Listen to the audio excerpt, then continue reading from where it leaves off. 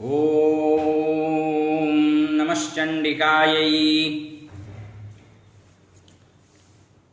आसन्न नवरात्र को ध्यान में रखते हुए उसके परिप्रेक्ष्य में हम विभिन्न उसके पक्षों पर विस्तृत रूप से प्रकाश डालने का प्रयास कर रहे हैं। सुधी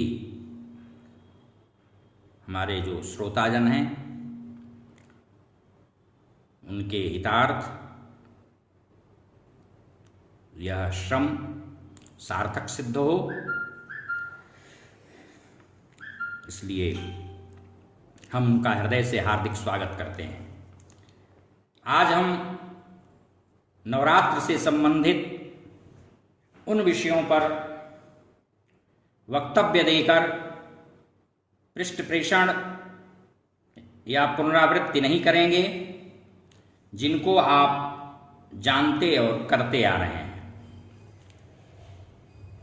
उन संदर्भों को लेकर हम आपसे सहकार संवाद स्थापित करने जा रहे हैं, जिन पक्षों से आज तक आप अपरिचित रहे हैं।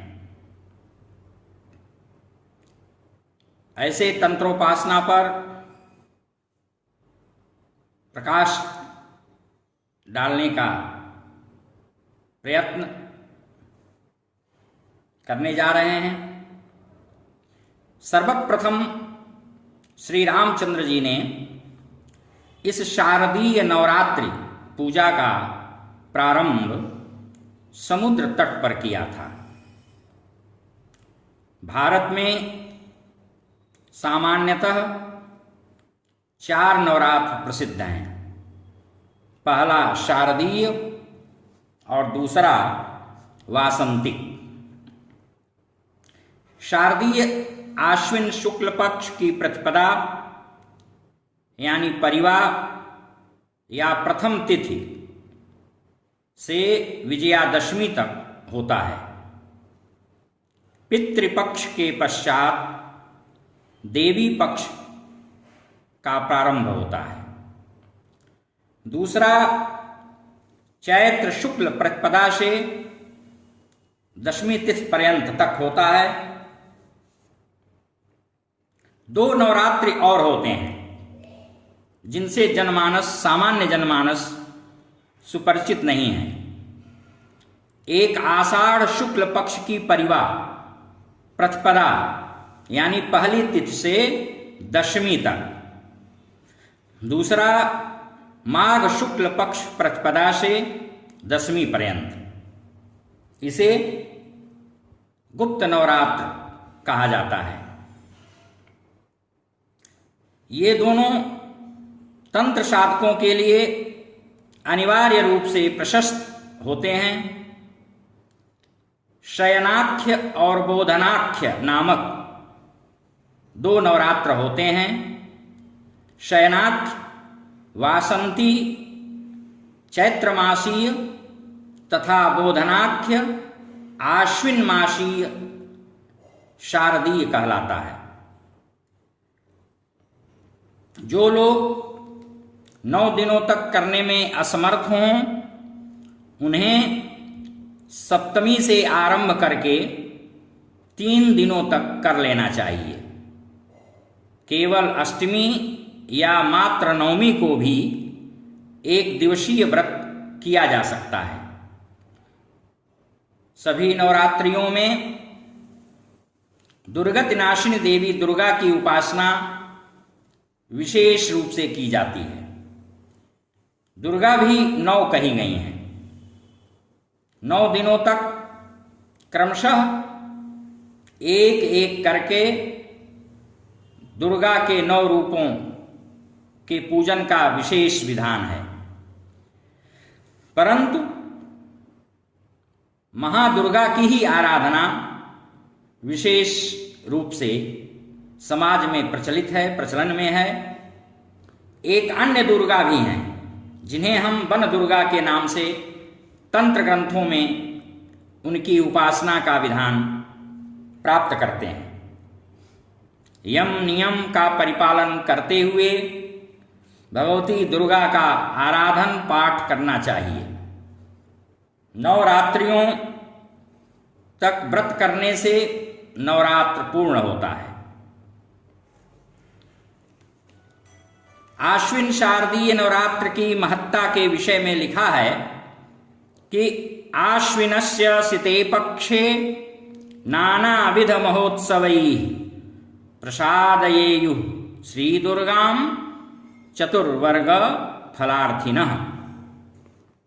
यह नवरात्र चतुर्वर्ग फल प्राप्ति कराने वाला, देने वाला है। विष्णु, शंकर और अग्निदेवों के तेजों से दुर्गा उत्पन्न हैं। उन्हें शिव से त्रिशूल, विष्णु से चक्र, इंद्र से वज्र की प्राप्ति हुई है। उससे उन्होंने महिषासुर, चंडमुंड एवं शुंभ निशुंभ नामक दारुण दानवों का दलन किया था, वध किया था। देवी के आराधन से शत्रुओं का नाश होता है, विघ्न बाधाएं विरमित होती हैं तथा दुख दूर होता है।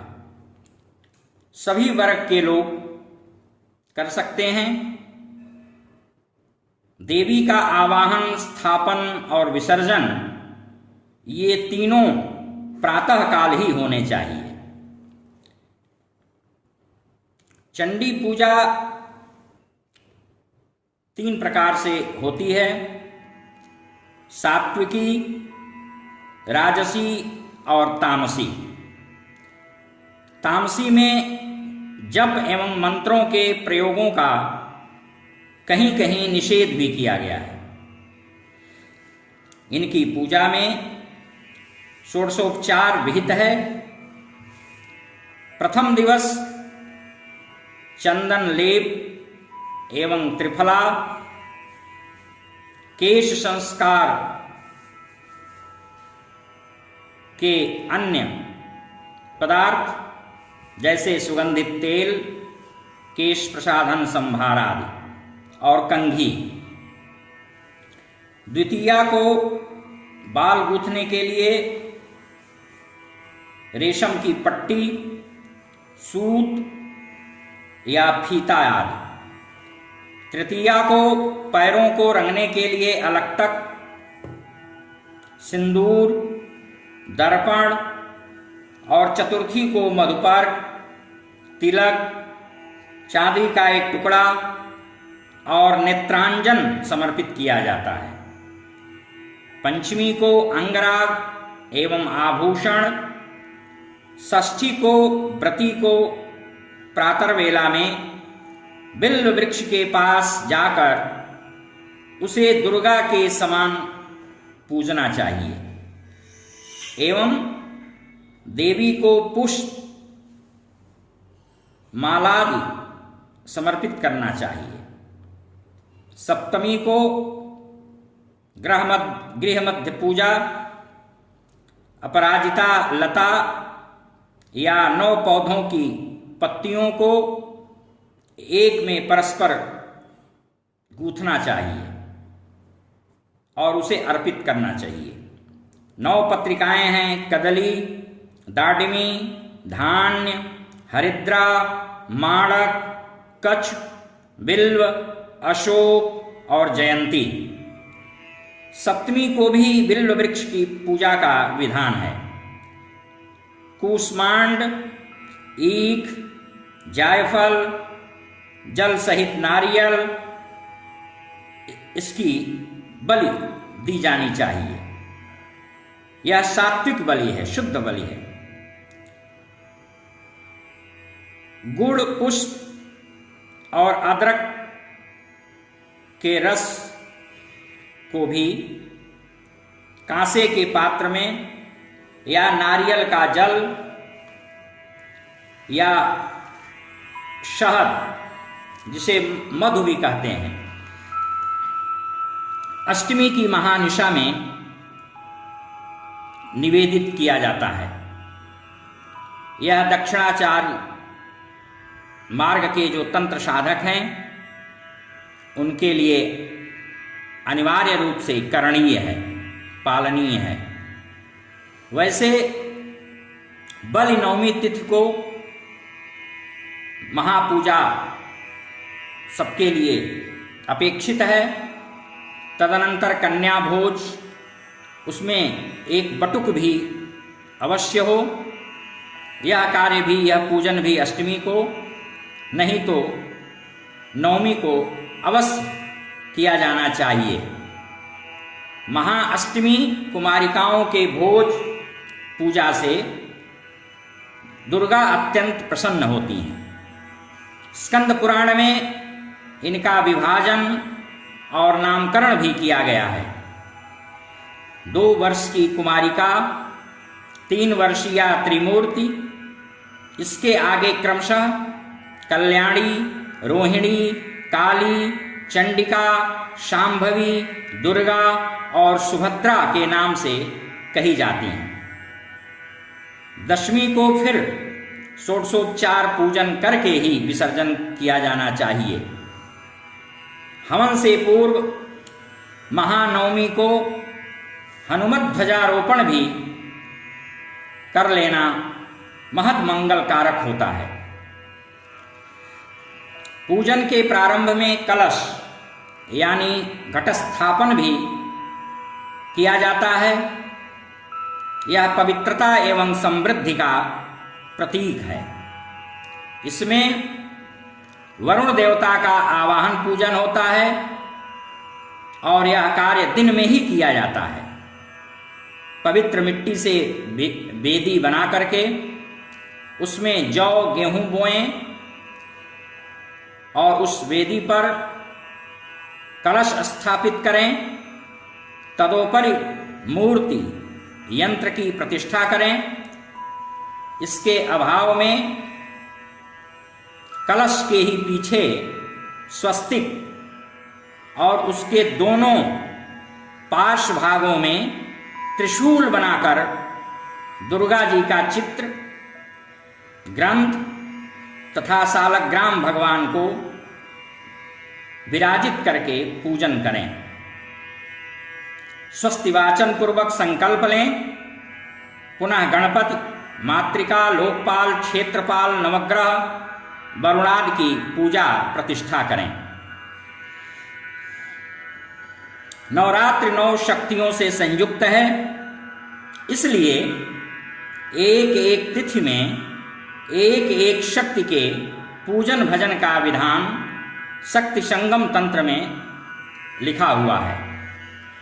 नवशक्ति भी संयुक्तम नवरात्रम तदुच्यते एकैव देव देवेशि नवधा परितिष्ठिता नवभि रात्रिभि संपद्यते यह स नवरात्रः या नवानां रात्रिणां समाहारः इति नवरात्रः।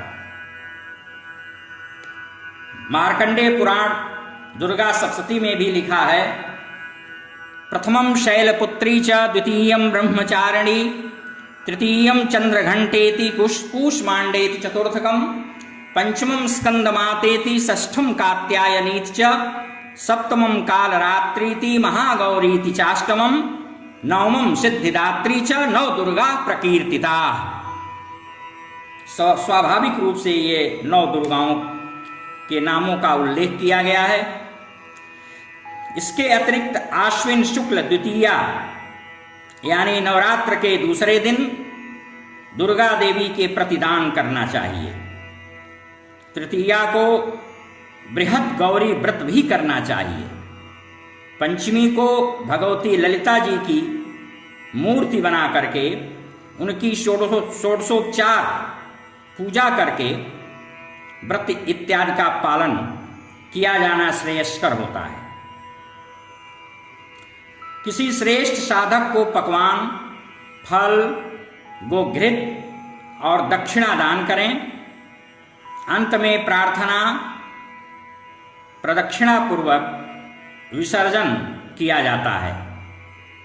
छठे दिन अर्थात षष्ठी को नाना गंधादि द्रव्यों से विविध नैवेद्यों को निवेदित करते हुए भगवती कात्यायनी देवी की पूजा की जानी चाहिए और अविवाहित कन्याओं को यह पूजा जरूर करना चाहिए। इससे मनोभिलषित वर की प्राप्ति होती है। सप्तमी को पंचगव्य प्राशन यानी पान करके गो पूजन, देवी पूजन और विप्र भोजन करा करके दान दक्षिणा देनी चाहिए। अष्टमी को मिट्टी के कलश पर वस्त्राच्छादित लक्ष्मी की प्रतिमा स्थापित करें, उनकी विधिवत पूजा करें और प्रदोष काल में घृतपूर्ण 108 दीपक जलाएं या 100 दीपक जलाएं। तदनंतर घी शक्कर युक्त खीर चांदनी रात में विविध पात्रों में रखें और जब एक प्रहर बीत जाए तो लक्ष्मी जी को उसे समर्पित कर दें। तत्पश्चात भक्तिपूर्वक कन्याओं, बालकों, बटुकों, विप्रों को वह खीर खिलाएं। पुनः मंगल गान करते हुए जागरण करें। दूसरे दिन प्रातः विसर्जन करें। इससे लक्ष्मी प्रसन्न होकर समृद्धि प्रदान करती हैं। दुर्गा के 9 रूपों की परिकल्पना केवल आध्यात्मिक ही नहीं वरन वैज्ञानिक है और पर्यावरण के संदर्भों से संदर्भित है। पर्यावरण की अधिष्ठात्री शक्ति है नवदुर्गा। नवरात्रि में 3 महाशक्तियों की साधना सविशेष की जाती है, महाकाली, महालक्ष्मी तथा महासरस्वती। जगत की समस्त शक्तियों का संचरण इन्हीं 3 महाशक्तियों से होता है। दुर्गा इन्हीं की सम्मिलित रूप है। इन्हीं के त्रिगुणात्मक स्वरूप की नवरात्रि में तंत्रमूलक पूजा की जाती है। दुर्गा दुष्ट दुर्गुणों का दलन कर देती हैं और हमारे शरीर के भीतर महिषासुर रूपी दुर्गुण गुप्त रूप से छिपे रहते हैं। इनके समूल नाश हेतु भी गुप्त नवरात्र का विशेष रूप से विधान किया गया है। यह समय तमोगुणी निद्रा से जागरण का समय है। रात्रि में जागृत का अर्थ है मोह निद्रा को छिन्न भिन्न कर देना। अब कुछ बातें व्रतोपवास पर भी हो जानी चाहिए। जठराग्नि के 2 कार्य हैं, भोजन को पचाना और रोग दोष दूर करना। जब हम किसी दिन उपवास नहीं करेंगे तो जठराग्नि को सफाई का अवसर नहीं मिल पाएगा। धीरे धीरे शरीर में अनेक रोग उत्पन्न होने लगेंगे। इसलिए शरीर के विकारों को विनष्ट करके सदा स्वस्थ रहने के लिए व्रतोपवास करना ही चाहिए। उपवास यौवन को स्थिर रखने का सर्वोत्तम उपाय भी है। यह प्राकृतिक पद्धति है। हाँ, उपवास में प्यास लगने पर पानी अवश्य पीते रहना चाहिए। भूख लगने पर फलों का रस या थोड़ा गाय का दूध भी पीना चाहिए।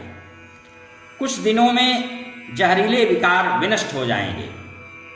कम से कम सप्ताह में 1 दिन तो उपवास अवश्य करना ही चाहिए। एकादशी तिथि और चारों या दोनों नवरात्र, रामनवमी, कृष्ण जन्माष्टमी, महाशिवरात्रि इत्यादि उपवास के लिए अत्युत्तम होते हैं। व्रत का शब्दार्थ है विशेष नियमों का परिपालन करना और उपवास का अर्थ है उप माने समीप, वास यानी रहना, अर्थात देवता या ईश्वर प्रकृति के समीपस्थ होना, रहना। 2 नवरात्र मुख्य हैं, चैत्र और आश्विन।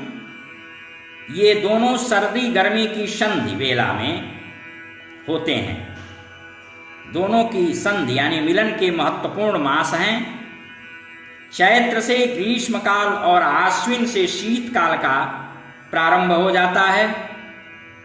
इस समय संपूर्ण प्रकृति में परिवर्तन और हलचल होने लगता है, जिनके कारण शरीर की प्रतिरोधक क्षमता शक्ति कम हो जाती है और रोग शक्तिशाली प्रभावशाली हो जाते हैं। इसलिए दोनों नवरात्र शरीर शोधन हेतु अत्यंत उत्तम माने गए हैं।